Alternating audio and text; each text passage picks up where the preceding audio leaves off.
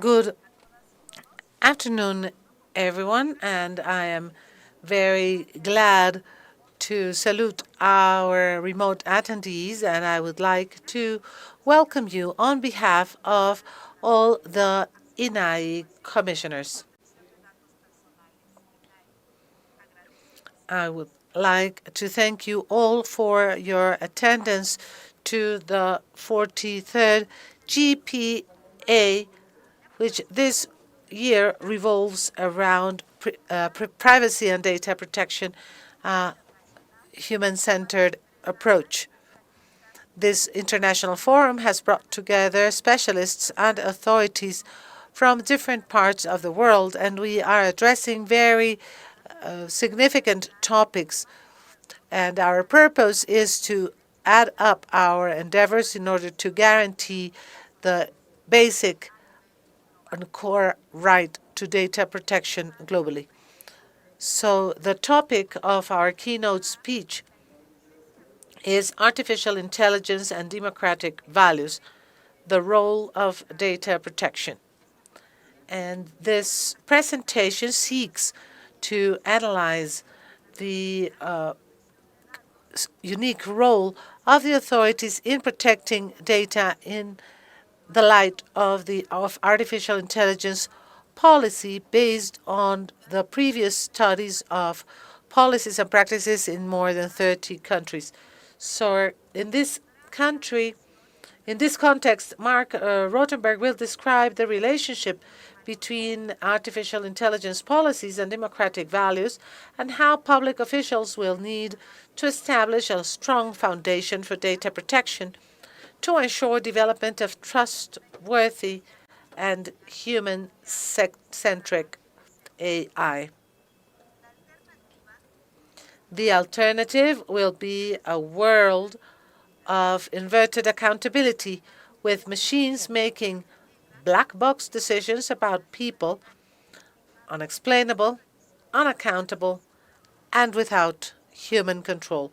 So having said this, I would like to briefly introduce our very important speaker, Marc Rotenberg, who is the chairman and founder of the Center for Human Intelligence and an expert leader in data protection, open government, and AI policy. He has been a member of several international advisory panels for digital policy, including the expert task force on artificial intelligence of the OECD. Marc also helped draft the Universal Guidelines for Artificial Intelligence, which is a widely supported human rights framework for regulation. He is also an author of textbooks on, and he teaches in the Law University Center in Georgetown. He has frequently spoken before Congress, the European Parliament, the OECD, UNESCO, and in other legal conferences and international organizations. Marc has led several compared law studies on privacy, human rights, cryptography, freedom, democratic values, and artificial intelligence. He graduated from Harvard, from the Stanford Law School, and from the Law Center of Georgetown. We would like to thank you very much for having accepted to be part of a GPA. And without further ado, I would like to give the floor to Mr. Rotenberg. Please be welcome, Mr. Rotenberg. Queridos amigos, es un gran honor estar con ustedes aquí el día de hoy. Muchas gracias, comisionada. Thank you to Elizabeth Denham and the Global Privacy Assembly for your ongoing work. The BBC recently wrote that Elizabeth Denham leaves a substantial legacy as UK Commissioner. We all owe Liz a debt of gratitude for her good work. In the book, Computer Power and Human Reason, the MIT computer scientist Joseph Weizenbaum wrote that we should never allow computers to make important decisions, because computers will always lack human qualities, such as compassion and wisdom. Yet we find ourselves today surrounded by machines that make life-altering decisions about all of us. They decide if we get an interview for a job, if we may cross a national border, if we receive public benefits, if our children are granted admission to university, even if we are to go to jail or to maintain our freedom. The outcomes of these decisions are not simply the concerns of the experts or the academics. They are the day-to-day lived experiences of our friends, our neighbors, and our family members in this data-driven digital economy. Many are resigned to this world, others are not. The students who rose up this past year against the assignment of their grades by an algorithm that favored the privileged over the disadvantaged, even when the achievements of the students in the less prosperous schools were greater, recognize that automated decisions speak directly to basic concepts of fairness, justice, and transparency. And so they said, fuck the algorithm, put an end to this.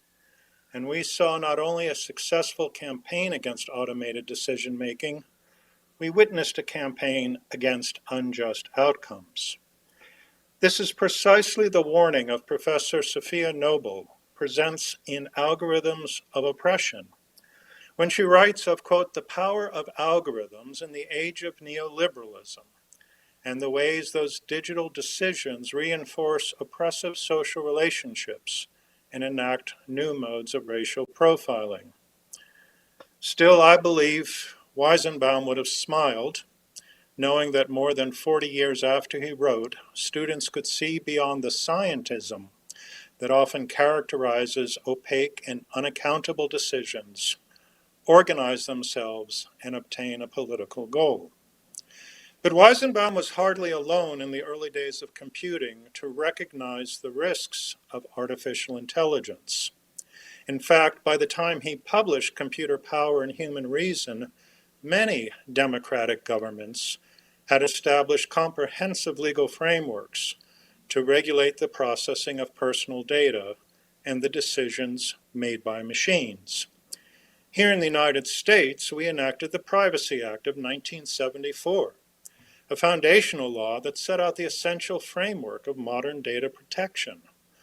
The central goals of fairness, accountability, and transparency were well understood and established in law, as was the need for effective remedies and ongoing oversight. The framers of the Privacy Act also made clear that statistical data should be widely available, as long as it does not pose a risk to the rights of an identifiable individual. And here I must make two further points about modern privacy law. First, data protection is at its core about fairness. It is about justice. It is about how we treat each other regardless of what a computer decides.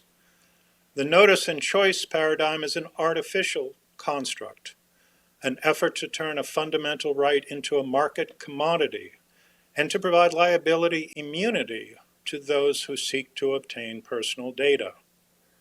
Notice and choice purposefully ignores the fact that the vast majority of data collection occurs without participation, consensual or otherwise, of the individual.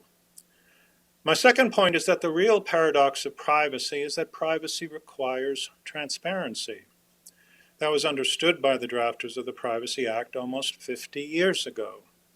That is the reason that individuals have the right to know all of the information about them and the logic and the factors that contribute to decisions about them.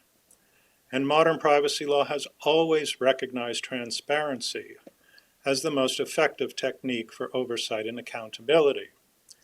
Now, Weizenbaum wrote his famous book about the limits of artificial intelligence in part because he was surprised that people who interacted with his computer program ELIZA placed such confidence in outcomes that were hidden in a few lines of computer code. ELIZA merely restated the comments of the user as questions, appearing to produce the actual concern of a human therapist. It was almost too easy to pass that Turing test. We need to see the code to understand the outcome. We need to interrogate the decisions that an AI system proposes. As Karl Popper, the author of The Logic of Scientific Discovery, wrote, insofar as a scientific statement speaks about reality, it must be falsifiable. And insofar as it is not falsifiable, it does not speak about reality. Weizenbaum was one of the first people to encourage others to think critically about artificial intelligence. He came of age in a world where dramatic advances in science quickly turned into the tools of destruction. He understood that the wrong values could send societies off in terrible directions.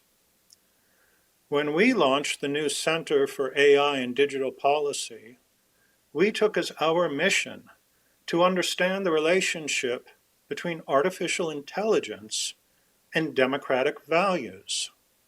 Much as privacy advocates a generation ago explored the relationship between privacy and human rights and cryptography and liberty, we aim to bridge two large conceptual categories. The focus on democratic values is purposeful. We can easily see two AI futures, one that favors pluralistic societies and respects human dignity, another that aggregates personal data and centralizes control. And AI offers insight into challenges such as the development of effective vaccines, the response to climate change, and the reduction of bias in criminal sentencing. AI helps fuel innovation and progress, even as it is subject to the regulations that build trust and public confidence. AI remains accountable. This is the human-centric outcome. But there is a different future, driven by the machine's desire for personal data, and also the desire of governments to maintain power and suppress dissent. This future conceals decisions in layers of opacity that even those in charge may not fully understand. In such a world, proponents will hold out impressive results, such as a reduction in crime, to justify further deployment. But they will also reject independent evaluations, claiming perhaps that it is not even possible to replicate results. They will conflate correlation with causation. That is the AI-centric outcome. Of course, it is fine to prefer democratic governance over authoritarian rule, but how precisely do we judge whether AI systems favor one outcome or the other? To answer this question, we at the Center for AI and Digital Policy developed 12 metrics to assess AI. And in 2020, we published the first comprehensive review of policies and practices in 30 countries. The report, Artificial Intelligence and Democratic Values, provides a basis to compare countries and also to follow particular countries over time to assess whether they are making progress toward democratic values. We knew that our work would not be easy. It is simple to count patents issued, papers published, and national investment in AI research. But to assess subjective values is a more difficult task. In constructing the Center's Index, we look closely at the history and structure of data protection law. Many of our metrics will be familiar to you. We asked, for example, whether the goals of fairness, accuracy, and transparency were included in a country's national AI strategy. We asked whether the country had by law established a right to algorithmic transparency, as would be found in Article 22 of the GDPR or Article 9 of the Modernized Privacy Convention of the Council of Europe. We also asked whether the country had an independent agency for oversight of AI practices. Data protection agencies and also human rights commissions and human rights institutes can fill this responsibility. And we looked specifically at the resolutions of the Global Privacy Assembly to evaluate a country's commitment to human-centric AI. those countries that had sponsored the GPA resolutions on artificial intelligence received favorable scores. As these examples illustrate, data protection law and data protection institutions provide the foundation for how we assess national AI policies and practices. And consistent with the view that in democratic countries, privacy and transparency are complementary values, we also sought to assess the transparency of AI policymaking. So we asked whether countries had developed a process for meaningful public participation and whether information about a country's AI policies were readily available online. We also know from experience that words alone are not enough. There must also be investigation into implementation and enforcement. We look to the work of civil society and NGOs for independent evaluations. Groups such as Access Now and BEUC that have repeatedly called for effective enforcement of the GDPR. We look to Max Schrems and None of Your Business and their legal challenges to ensure that the regulators are doing what they are required to do.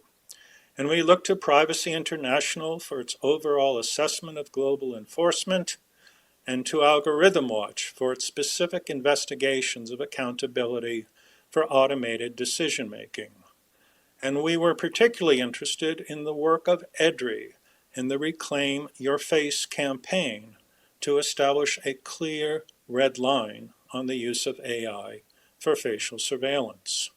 It is because implementation is so critical that we ask both whether a country has endorsed the OECD AI guidelines, a framework that we do support, and also whether a country has implemented the OECD AI guidelines. This is why we ask both whether a country has endorsed the Universal Declaration of Human Rights, the foundation of modern human rights law, and whether a country has implemented the Universal Declaration. Since publication of the report Artificial Intelligence and Democratic Values, we have engaged policymakers and urged the development of AI policies that safeguard democratic values. This week, we asked the United States Office of Management and Budget to begin a public rulemaking on the use of AI by federal agencies. These regulations are required by law and are now overdue. As we explained, further delay by the OMB places at risk fundamental rights, public safety, and commitments that the United States has made to establish trustworthy AI. Next week, we will urge the G20 countries to address the challenge of bias in AI. Earlier this year, the G7 leaders rightly called out algorithmic bias. They said they would take bold action to build more transparency in technologies. We would like to see the G20 leaders take similar steps to eradicate algorithmic bias at the summer summit later this month in Rome. And we stand with our civil society friends in the EU and elsewhere on the need for a prohibition on remote biometric identification. Our review of country AI practices found that the clearest distinction between AI systems in authoritarian countries and AI systems in democratic countries is the use of facial recognition for mass surveillance. Such indiscriminate ongoing surveillance is intended precisely to coerce social behavior, to limit freedom and dissent. This AI technique has been used against political protesters and religious minorities, and will almost certainly be more widely deployed unless a clear prohibition is established. In presenting the case to you today, that data protection is central to the evaluation of AI policies and practices, it is also important to emphasize that many AI applications fall outside the realm of data protection, but will benefit from the insights of data protection officials. Professor Stuart Russell, one of the foremost experts on AI, has warned specifically about AI-enabled drone warfare and urged a ban on lethal autonomous weapons. In his book, Human Compatible and the Problem of Control, Professor Russell writes, how we choose to control AI is possibly the most important question facing humanity. Today, we also confront challenges with the Internet of Things that tie together devices from thermostats and power grids to door locks, electric vehicles, and hydro generators. Creating autonomous and semi-autonomous devices, whether network control mechanisms or aerial drones, leaves open fundamental questions about reliability and accountability. Here, Isaac Asimov's intuition that we must establish clear rules to ensure that these automated systems remain under human control is crucial. However, we do not have Asimov's rules for robots enforced today, but we do have algorithmic impact assessments that provide the foundation for AI accountability. Article 22 is now the cornerstone for oversight of AI techniques.